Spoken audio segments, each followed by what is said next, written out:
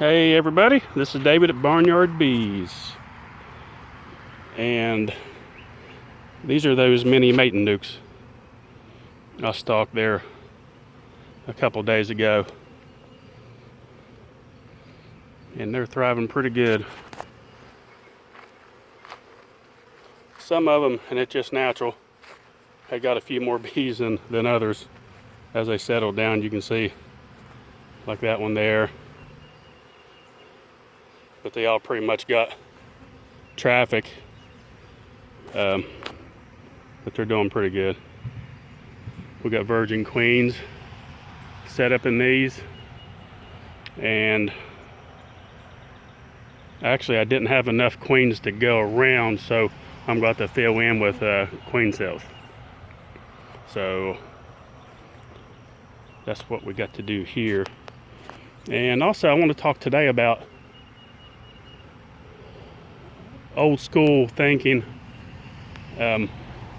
compared to today's way of thinking. And it used to be, everyone thought if you was going to install a package of bees, if you don't do it by March, April, or May, you're way too late. Just forget about it till next year. Well, I'll tell you, and I speak this from experience, and I'm up for debate for anybody on this, it doesn't make sense whatsoever to say that. It doesn't at all make sense, because one package will fill up a nuke completely. Within 2 weeks, that nuke is absolutely packed, and I don't care what month it is, if it's March, April, May, June, July, or August. Now, take in consideration, you do have a honey flow that runs from middle, late March, April, May, starts to dwindle down in June, July, and goes down into a dearth. And what a beekeeper should do, because it's all about management, that's what beekeeping is. It's not turn them loose and let them go and forget about them. You can't do that with bees. The minute we took them out of these trees out here and put them in these boxes, that means you got to manage them. And they do not control themselves. You gotta manage them. You gotta help them out. You gotta feed them when you need to feed them. And when it comes to a dearth, say if you installed a package in August, well, most old timers say it's too late, and catching a swarm's too late. It's the craziest thing I ever heard. We did splits last year, middle to late September, and those things did excellent through the winter. No problem whatsoever. Everything that we overwinter, 90% except for a handful of 10 frames that we have in this yard.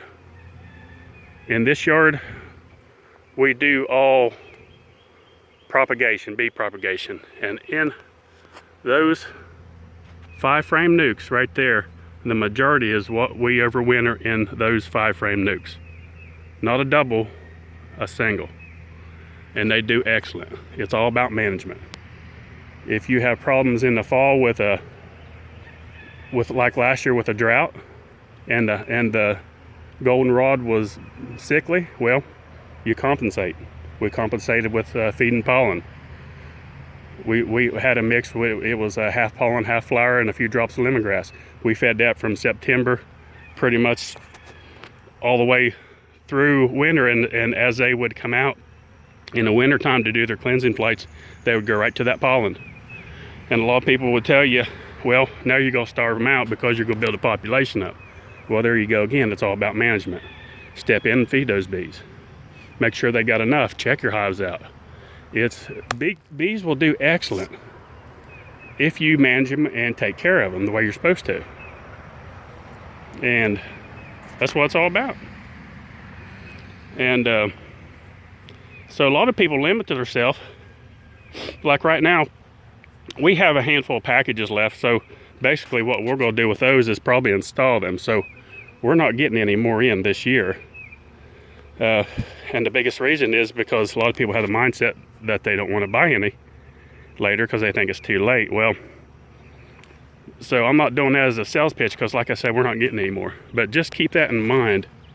You got to kind of get away from that old school way of thinking old school way of thinking also was you set bees out in the field. There was no varroa mite, there was no trachea mites, there was no hive beetles. Management was a lot simpler, a lot easier than it is now. So considering all that, you got to keep an eye, you got to manage. If you have a hive that's the population's low and you have unoccupied drawn frames of wax, well, I can tell you what will happen. The wax moths will take over because the hive can't defend itself. So if you have hives that, say if you have a 5 frame and you did a split and it's getting approaching June where the nighttime temperatures are real warm and the wax moth populations are building up, you better pull those frames out, set them in between your boxes. Nothing will happen to them there.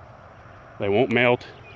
They do just fine. We set ours, we'll pull them out and put them in between the nuke boxes, and as that hive builds strength, feed them back in there. That keeps the wax moths off of them. When you do that, it's all about management. So just keep that in mind. But if anyone's got any reason to tell me that packages don't do good after a certain date, I'd like you to explain to me why it isn't. Because we do them fine and we have no problem with them whatsoever. And it's, like I said, it's if the nectar flow slows down, well, feed them. A lot of people are too much into a naturalist way of beekeeping. Well, like I said, as soon as you took it out of that tree right there, you took naturalist out of the equation.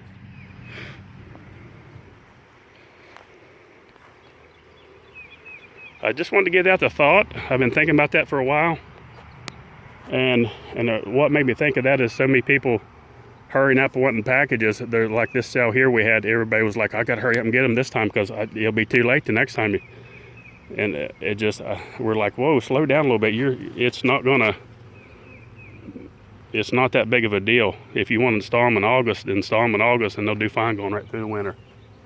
You don't have to see what people used to think was you got to take a 10 frame with at least a full super on top for those bees to survive. And that's crazy. Just doesn't make sense whatsoever. It's about your population. If you have a 5 frame nuke, well, its population's lower. It doesn't take as much to keep that hive heated through the winter. It doesn't take as much resources to keep it going through the winter. So yes, the cluster is small, and when it comes out of the winter, our hives coming out of the winter was super strong. We fed them up the pollen and the sugar water, and they was amazingly strong. So you got to work your bees, folks. It's all about working them. Get out there and make it happen, and your bees will be strong. And the people that tells you it won't work, well, just prove them wrong, because I'm telling you, it will work.